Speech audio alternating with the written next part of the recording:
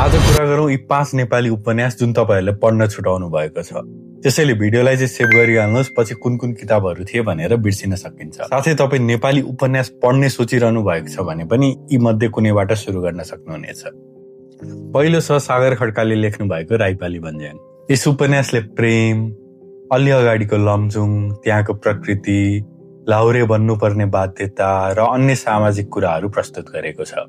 उपन्यास सरल र रोचक छ, त्यसैले अझसम्म पढ्नु भएको छैन भने चाहिँ आफ्नो पढ्ने लिस्टमा राखिहाल्नुहोस्।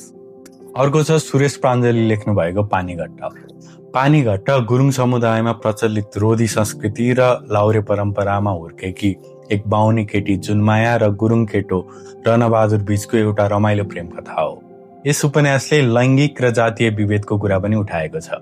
तेस्रो रहेको छ तीर्थ गुरुङले लेख्नु भएको पाठशाला। यो उपन्यास एउटा विद्यार्थी केटो गगनको कथा हो, जसमा तपाईले school life, friends, teacher, hostel life जस्ता कुराहरू पढ्दा नोस्टाल्जिक बनाउँछ, तपाईलाई आफ्नो बाल्यकालमै पुर्याउँछ।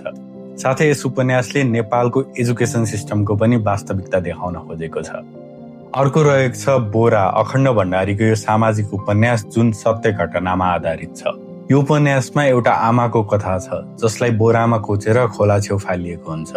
तिनै आमाको जीवन, सङ्घर्ष र आफ्नो सन्तानको निमित्त गरेको त्याग यस उपन्यासमा पढ्न पाउनुहुनेछ र पढ्दा तपाईँ अवश्य पनि एकचोटि भावुक हुनुहुनेछ।